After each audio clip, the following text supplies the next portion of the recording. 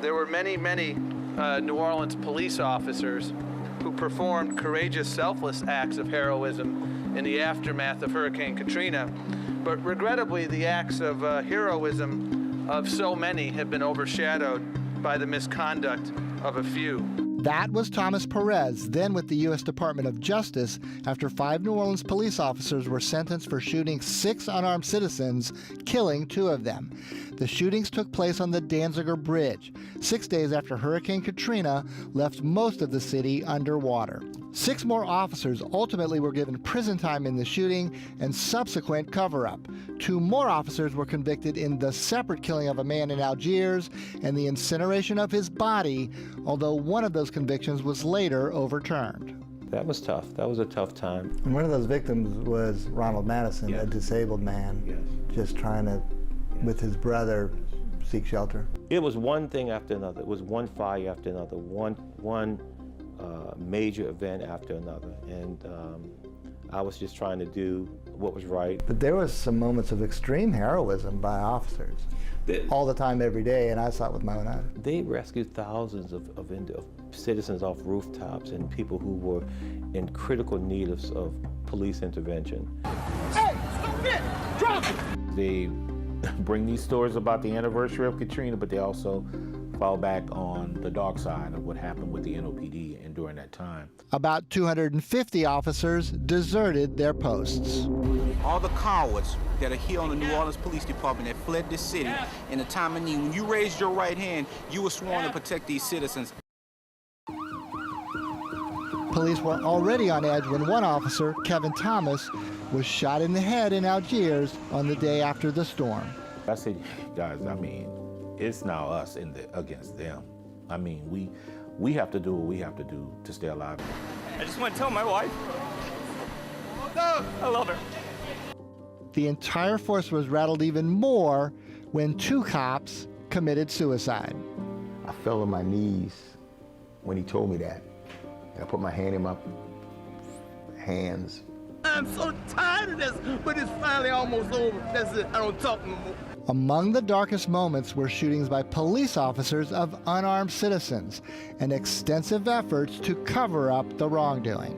Shots fired, Danziger Bridge. We got 6 of them, none of our guys hurt. That sounded ominous to me. You know what got me on all of that?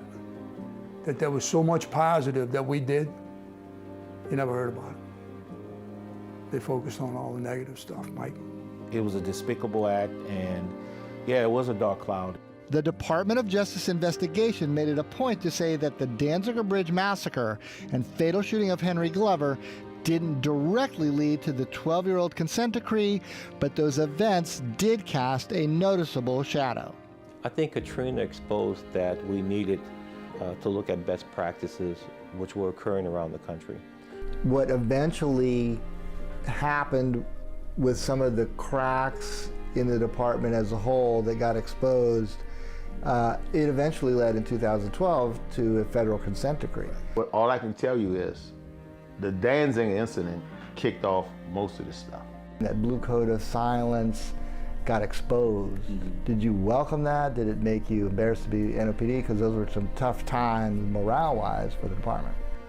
It brought morale down a lot, and I was kind of embarrassed to go out with my uniform on during that time, and it did set me back a little bit. Can you truly wear the badge like our motto said? Evidently you can. Matt Stone became a New Orleans police officer years after Katrina, as the department was finally getting into compliance with the consent decree. A lot of lessons I feel like were learned, but it really, even talking to kind of the veterans now, you'll hear them say it's an entirely different department than it was pre-Katrina. Stone, now with the New Orleans Police and Justice Foundation, saw firsthand the lessons learned from Katrina and the consent decree when Hurricane Ida hit on the anniversary of Katrina in 2021. So I was in the 7th District at the time during Hurricane Ida. There was a very different approach. And again, and I would say that maybe Katrina is just a part of that preparation for it, and just everybody was there and ready to work.